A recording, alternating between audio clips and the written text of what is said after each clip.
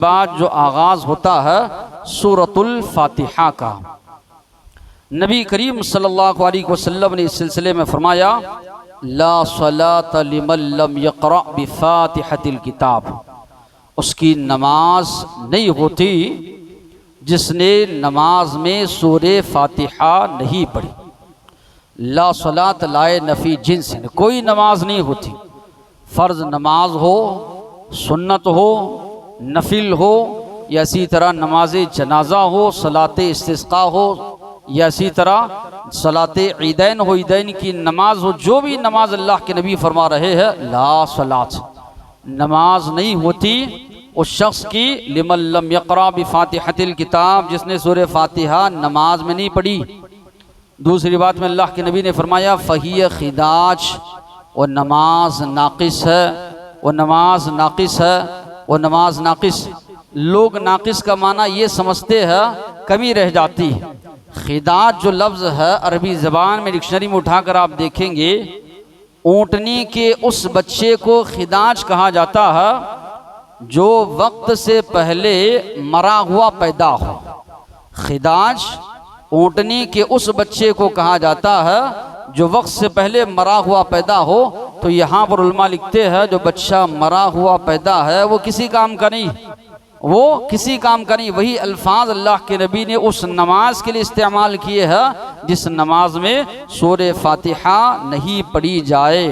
और हदीस कुद्सी में अल्लाह के नबी ने फरमाया, अल्लाह ताला फरमाते हैं, क़स्समतु सलात बैनी व बैन अब्दी निस्फ़ैन, मैंने नमाज को मेरे और बंदे के दरमियान आधा आधा तकसीम किया है। और नमाज को तकसीम के आगे क्या अल्फाज है, जब बंदा कहता है अल्हम्दुलिल्लाहि रब्बिल आलमीन, तो अल्लाह ताला कहते हैं हमदनी अब्दी, मेरे बंदे ने मेरी तारीफ बयान की। सूरह फातिहा कोई हदीस कुद्सी में नमाज कहा जा रहा है, यानी बग़ैर सूरह फातिहा के नमाज का तसव्वुर ही नहीं किया जा सकता। सूरह फातिहा ना हो तो वो नमाज है ही नहीं। नमाज का तसव्वुर है सूरह फातिहा के साथ, इसलिए अल्लाह ताला इस हदीस कुद्सी में फरमा रहे हैं, मैंने नमाज को मेरे और बंदे के दरमियान जो है आधा आधा तकसीम किया है। अब रहा इमाम के पीछे होते हैं, मुक्तदी होते हैं, क्या वो भी नमाज में पीछे पड़े? तो उस सिलसिले में उबादा बिन सामित फरमाते हैं, एक मरतबा अल्लाह के नबी ने फजर की नमाज पढ़ाई और हमारी तरफ पलट कर बैठे। अल्लाह के नबी ने फरमाया, लअल्लकुम तक़रऊन खल्फ़ इमामिकुम, शायद कि तुम लोग मेरे पीछे क़िरात कर रहे हो, मुझे क़िरात बोझल मालूम हो रही है। सहाबा ने कहा हाँ। तो अल्लाह के नबी ने फरमाया, ला तफ़अलू इल्ला बिफ़ातिहतिल किताब, दीगर आयात या इसी तरह दीगर सूरतें मत पढ़ो सिवाय सूरह फातिहा के, इसलिए कि बग़ैर सूरह फातिहा की नमाज नहीं होती। इतनी साफ वाज़ेह हदीस मौजूद है। नबी करीम सल्लल्लाहु अलैहि वसल्लम सहाबा को तालीम दे रहे हैं। ये आयत लाकर पेश करते हैं कि जब कुरान पढ़ा जाए तो कुरान को गौर से सुनो। ये आयत नाजिल हुई अल्लाह के नबी के ऊपर, वो अल्लाह के नबी तालीम दे रहे हैं सहाबा को, मेरे पीछे सूरह फातिहा के अलावा और कोई चीज़ ना पढ़ो। तो मालूम ये हुआ वो जो आयत नाजिल हुई उसका शान नुज़ूल आप देखिए, उसके पीछे क्या मामलात है कि कुफ़ार कुरैश, कुफ़ार मक्का अल्लाह के नबी कुरान मजीद की तिलावत कर रहे हैं, सीटियाँ मार रहे, तालियाँ बजा रहे, लोगों को सुनने से रोक रहे हैं। तो अल्लाह ताला हुक्म दे रहे हैं, इज़ा क़ुरिअल क़ुरआन, जब कुरान पढ़ा जाए उसको गौर से सुनो। अब हिफ्ज़ का मदरसा चल रहा है, एक बच्चा पढ़ रहा है तो माना ये कि सब बच्चे खामोश रहे? तो सारे के सारे अहनाफ की जो है मदारिस है, सारे के सारे बच्चे पढ़ रहे हैं। मतलब वहाँ पर वो नहीं कि एक कुरान पढ़ा है तो सब सुने। यहाँ पर जो मतलब है, अल्लाह के नबी जो पढ़ा करते थे, ये लोग शोर व गौगा जो करते थे, वहाँ वो बात मुराद है।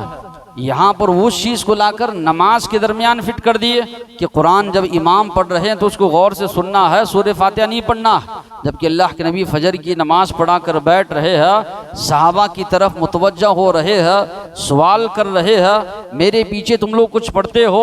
सहाबा फरमा रहे हैं हाँ। तो अल्लाह के नबी तालीम दे रहे हैं, सूरह फातिहा के बगैर नमाज नहीं होती, सूरह फातिहा पढ़ो, दीगर तिलावत तो मेरे पीछे ना किया करो।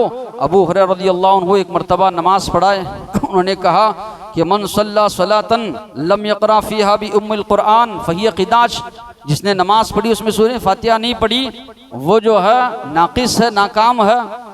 तो लोगों ने उनसे पूछा, इन्ना नकून वरा अल इमाम, हम लोग इमाम के पीछे होते हैं तब भी पढ़ें? उन्होंने कहा फ़क़रा बिहा फ़ी नफ़्सिक, बुलंद आवाज से मत पढ़ो, आहिस्ता से पढ़ो अपने दिल में, लेकिन सूरह फातिहा इमाम के पीछे तुम जरूर पढ़ो। फिर इसी तरह दीगर अहादीस में अल्फाज है, मन सल्ला खल्फल इमाम फल्यक़रा बिफ़ातिहतिल किताब, जो इमाम के पीछे नमाज पढ़ रहा है चाहिए कि वो सूरह फातिहा पढ़े।